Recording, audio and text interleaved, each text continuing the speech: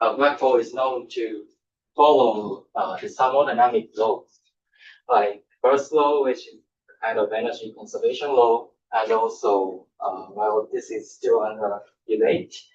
Second law is known to hold. Then, in that thermodynamics, what is the entropy of black hole?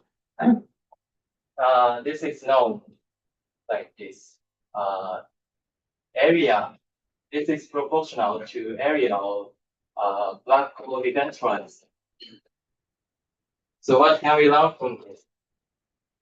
This said, usually entropy is proportional to the system size. Like if you scale the volume and particle numbers, then the entropy also scales. But this says the black hole entropy is proportional to the area of the black hole. That means the surface. So this is strange at first, but from this we can learn that like quantum gravity, including black hole, can be probably explained by lower dimensional quantum theory, because in lower dimensional theory, area can become the volume. So in this sense,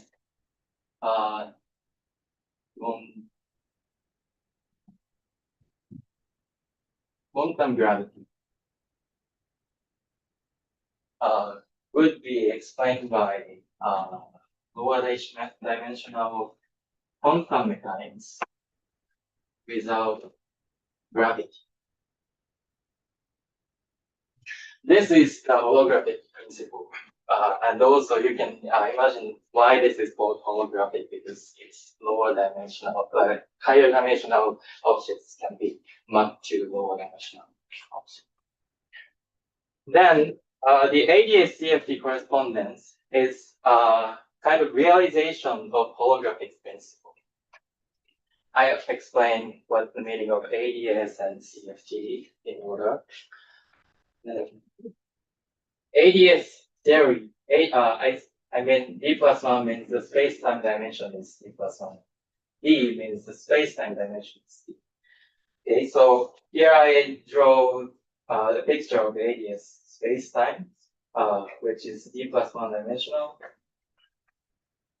Then the characteristic feature of the ADS space-time is that it has negative dark energy. This is roughly same. So for professionals, I have to say that this is cosmological constant, but for non-experts, you can imagine that dark energy is negative. In real space-time, in our universe, dark energy is known to be positive. So the universe is expanding. But instead of that, we take it to be negative.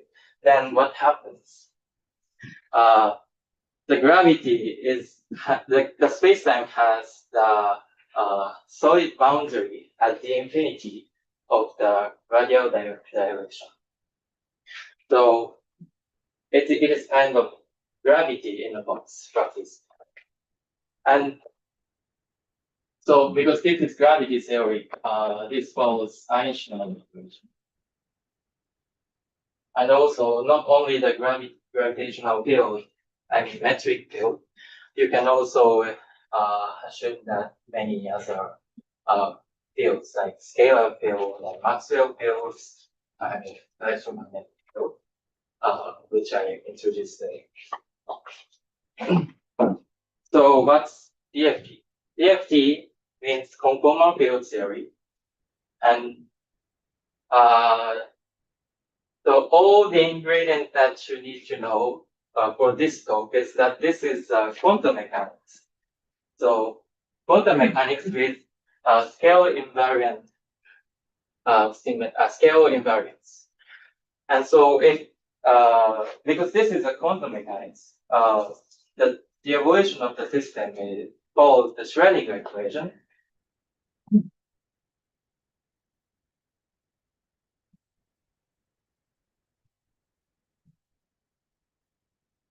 Yes, and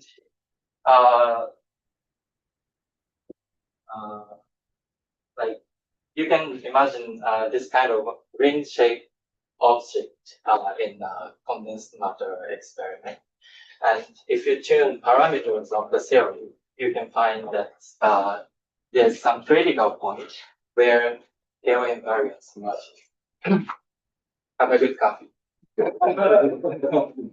So the ADS CFT correspondence asserts the equivalence between the two theories, which seem very different. But anyway, there is a pair of theories having supersymmetry, and that is explicit example of this ADS CFT. And also, there are more fundamental, universal, how is it?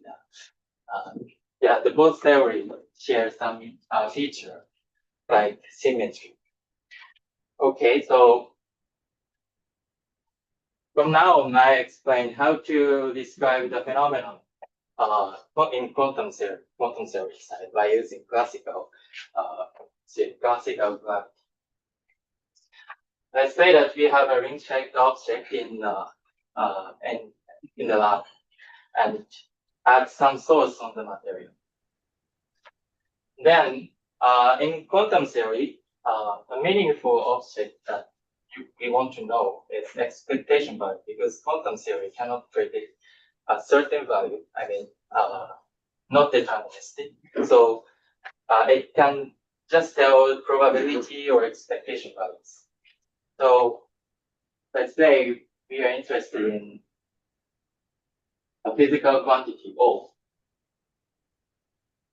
and we measure some expectation value at some point. Then linear response is the response to the source up to the linear order. So I can expand this expectation value like this.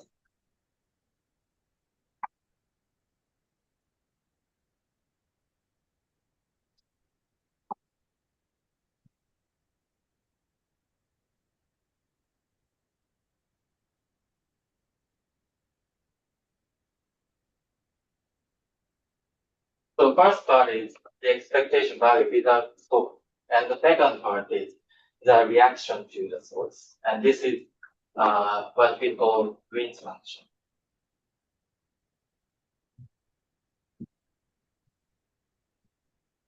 And we assume that the system is in the temperature T. So thermal state O is. If you're not expert, you can imagine that this source is electromagnetic field, and you measure some electric current. So how can we get this quantity? By using the classical gravity language. This is very, very simple. Just by solving the equation of motion, we can get the expectation value. So corresponding to the fact that the system is under the temperature T, we prepare black hole inside the space-time. And this is stationary, and as I told you, black hole is a thermal object, so it has temperature, or Hawking temperature. So we identify the Hawking temperature with this temperature in the CFT.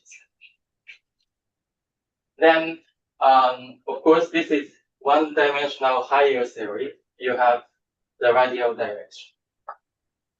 So we solve the equation of motion. Let's say that this operator corresponds to some scalar theory. And if you want to consider the electric current, in that case, you must consider a Maxwell field. But for simplicity, I take scalar field here.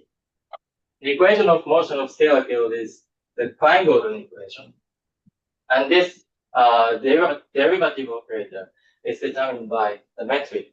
The metric means the space-time metric of black hole. So it also depends on the temperature and the feature of black hole.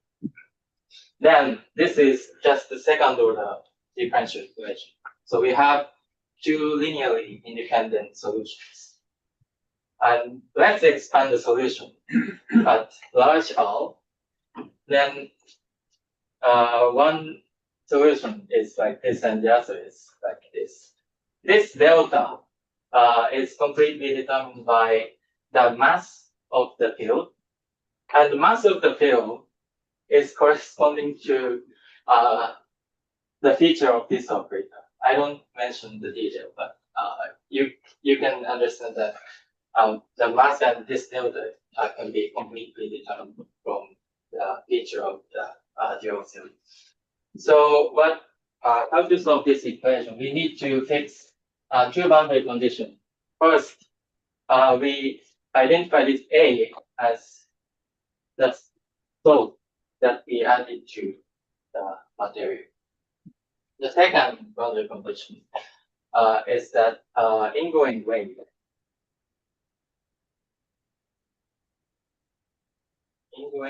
boundary condition at rise.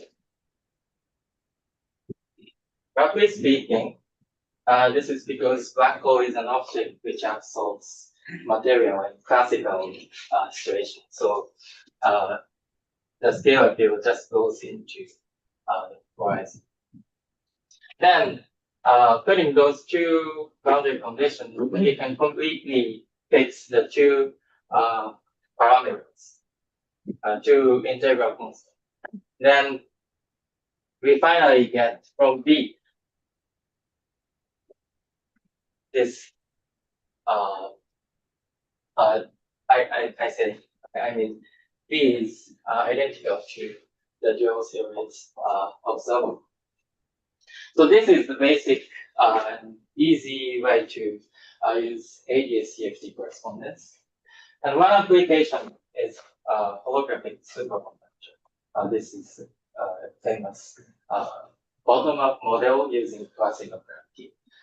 Here we don't assume that this theory has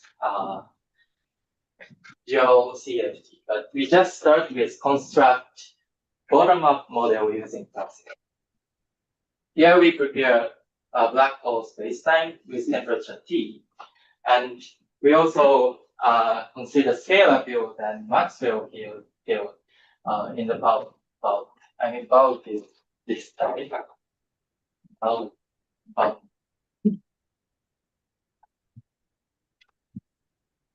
Then we have interaction down between scalar field and Maxwell field, and by doing this kind of calculation and reading B, then we have this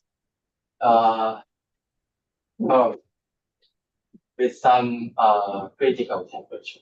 This is what we often see in the superconductor for order parameter. And around here, it behaves this. So this is surprising because we didn't start with any theory on the quantum theory, but we just built something in the gravity side, and it shares some features with superconductor. For ending my talk, I like to introduce other holographic buffer.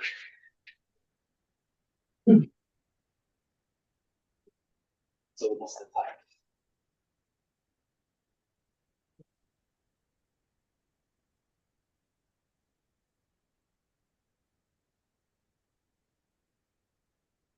We have many holographic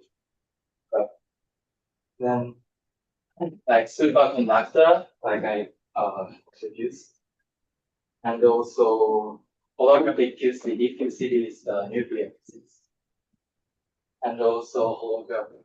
Using holography, you can explain fluid and superconductor. And this is the models. Now those are models in gravity, and it behaves like a quantum field series. And other things, like string variable.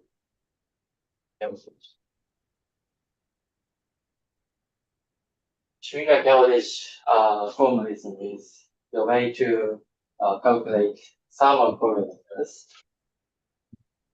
and also entanglement. Those are dictionary.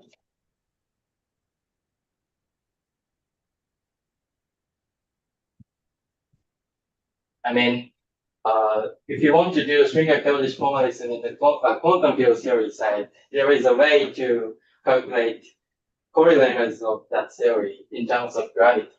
And also entanglement entropy of the conformal field theory can be measured by some surface in the gravity. And finally, I'd like to introduce my work. I recently added here Lindblad equation. I mean, Lindblad equation is a master equation of quantum theory when the quantum theory is open and coupled to environment. For that case, I proposed with my collaborator proposed a way to calculate correlators under Lindblad equation in terms of gravity. Okay, thank you very much.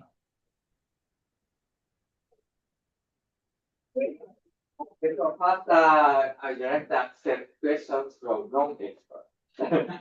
And Young. And yeah, yes. Hello, excuse me, I didn't see any temperature dependence in the equation of motion. If those dependence written in the derivative operator. Yeah. This derivative operator is not what you see in the flat spacetime, but it depends on the metric of the black hole, and the metric of the black hole depends on the temperature. And where is the how can we obtain the station value from solving this equation, because I also didn't see the operator O dependence. Operator O depends on in this equation. Operator O. Equation of motion. So you won't directly use operator O in this graph. We suppose that there is some duality and correspondence between operator and some field phi, and the feature of this operator O is kept by like mass. So the mass dimension of this operator can determine this mass.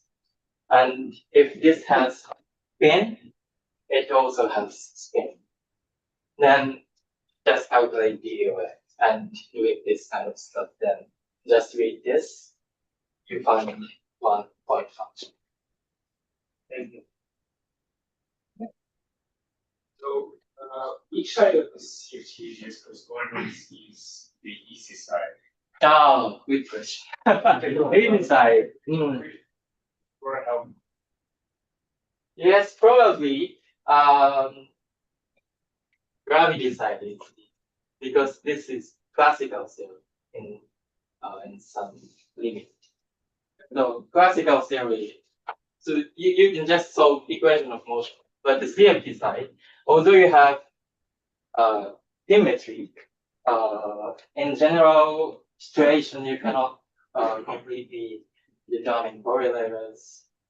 But starting with the gravity side, you can just assume some metric and solve equation of motion.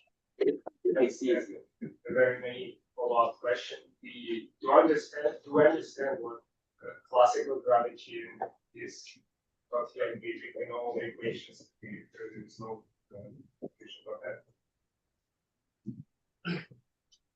So sorry, what's your point? So I mean, I know that there is a problem in correlation quantum gravity. You're saying that okay, but we have classical gravity. Okay. We understand what it is. There's no. Yeah, to understand quantum gravity, you must use this CFT and try to interpret what happens in the quantum gravity side. But it's a harder question, and researchers, include me and also probably Komura-san, and trying to understand quantum gravity. No, but classical gravity, we understand classical gravity completely. There is no question. Yes. Yes. Classical gravity. So that's why he's thinking about the regime where the gravity side becomes less. Yeah. But this side is the complicated, showing behavior. So it is a bigger problem. This is problem is design. No, thank you. Any other questions? Or many questions? Yeah. Okay. So my question is that sometimes from the quantum side, you assume a scaling invariance in the CFT. So is it possible to calculate the regime part of the scaling invariance? So you can slightly break the symmetry by introducing temperature.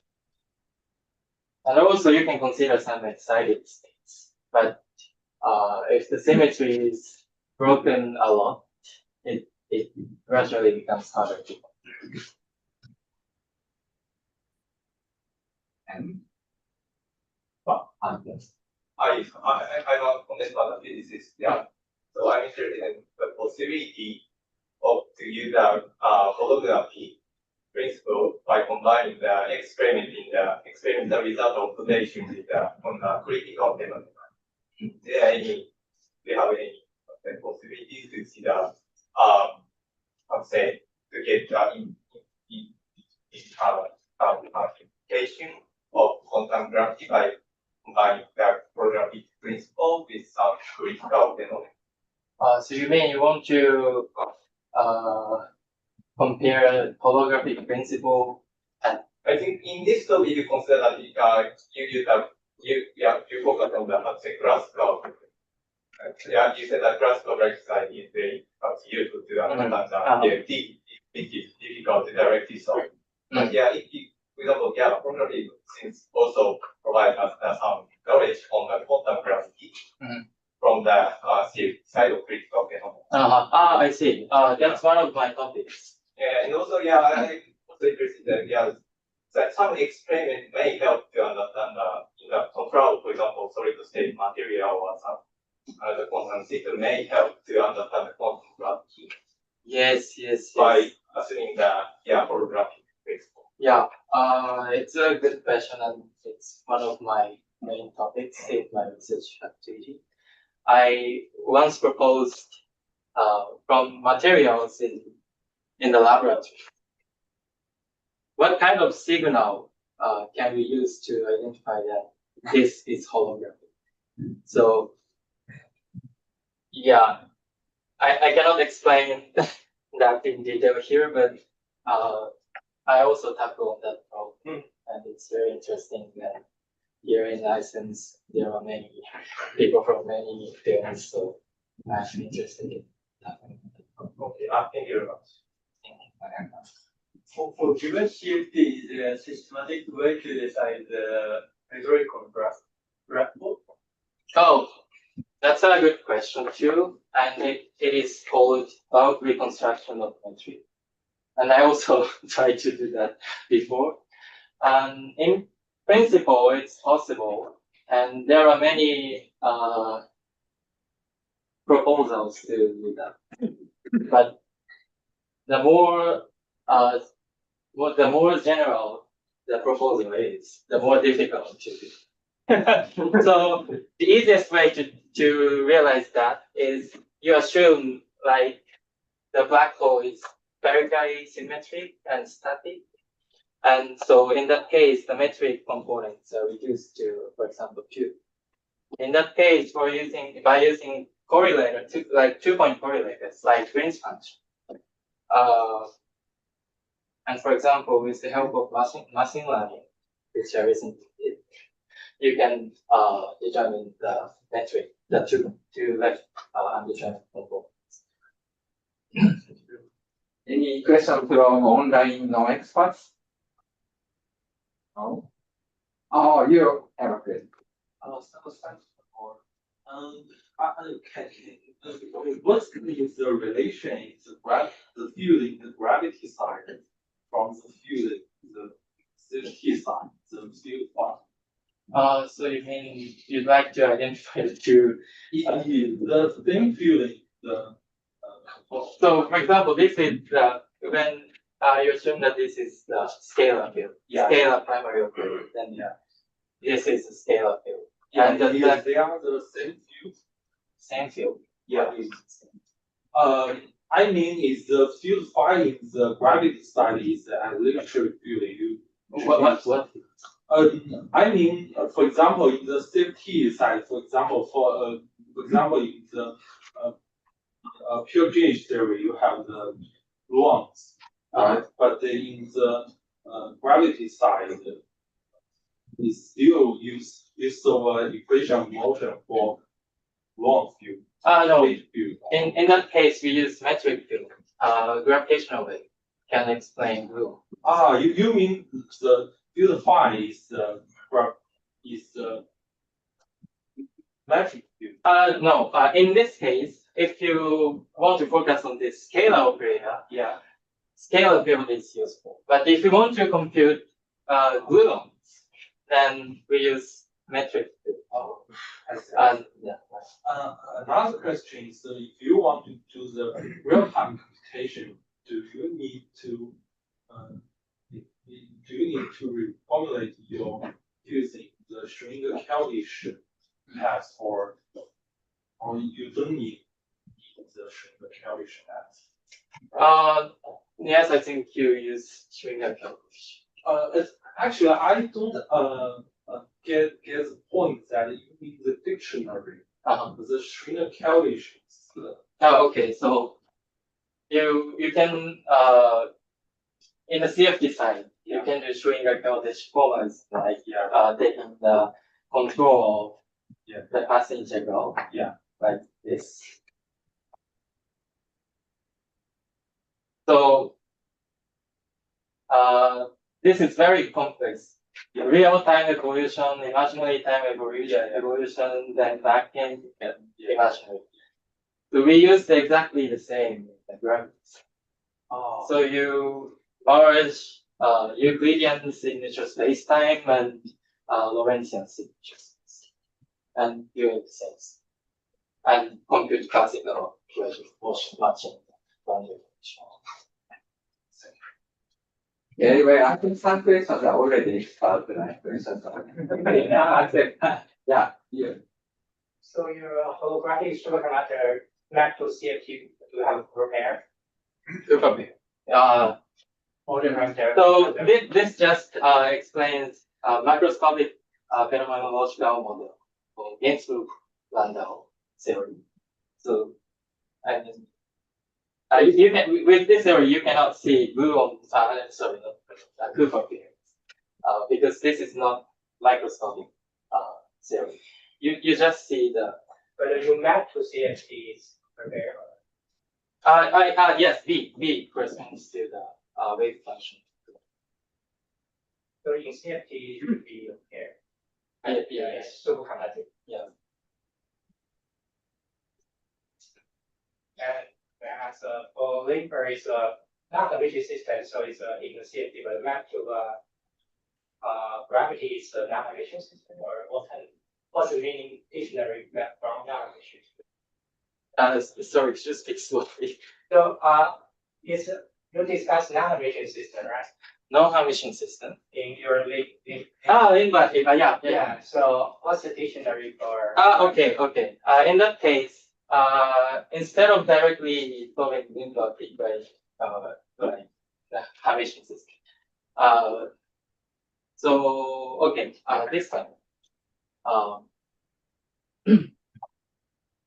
we treat this source J as the white noise. Then you can compute this kind of stuff. And finally, you average the correlators over the white noise. Then you can get correlators under Lindbergh equation. That's the dictionary. So non-perturbative is coming from white noise. Yes, exactly. Oh, yeah. Okay. So is anybody really prove correspondence? That's Sorry? Is anybody really prove? The correspondence between, you mean the ADS-CFT correspondence, Yeah. not the link, but Yeah, Yeah. no.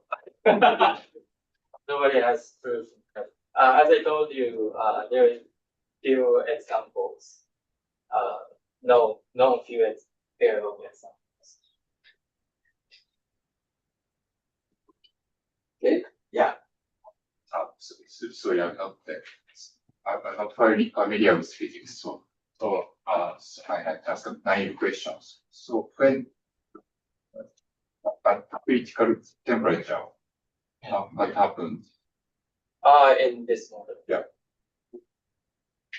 I'm not so sure, but there is interaction between scalar field and material field that you put some ansatz on those fields and solve the equation of motion. Then numerically solving this equation, you find this, how do you say, the scalar field under a certain temperature can have condensation. Then goes up like this. So the temperature is controlled by the material. Yeah, and you change the temperature, then solving numerically, then you find this behavior. And you can also find the I see. Any other questions?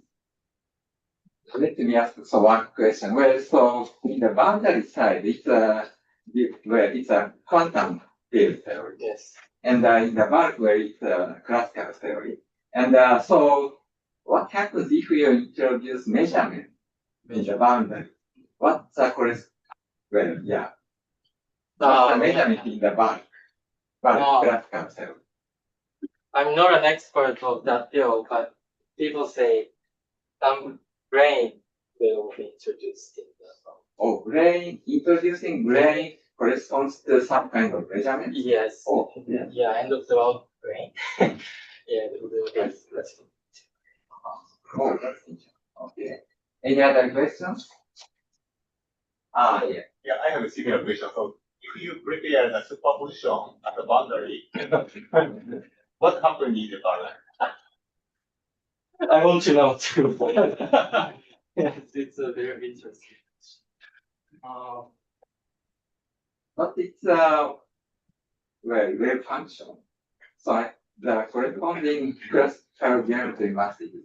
Yeah, probably. So you can just view that superposition like one state, one quantum state. In that case, probably one geometry. So in that case, there is no entanglement between the superposition. Because this is the field theory. Entanglement entropy is measured like this. So the region. Yeah, I want to consider that just ordinary quantum mechanics entanglement superposition. It is superposition is still pure state, right? Yes. So I mean the interference between the superposition. That's not not the entanglement. Yeah. And then also superposition, depends on what kind of states you superpose. If you superpose 2 states which correspond to the same geometry, but with a different location of the source or something, you can just have a corresponding superposition here. In a box. But if you superpose 2 states in the boundary which correspond to different geometries, then of course it's outside the classical. It's superposition of different classical. Yeah. So it depends on, of course, how different these things are. But you can have a corresponding thing in the whole one you want.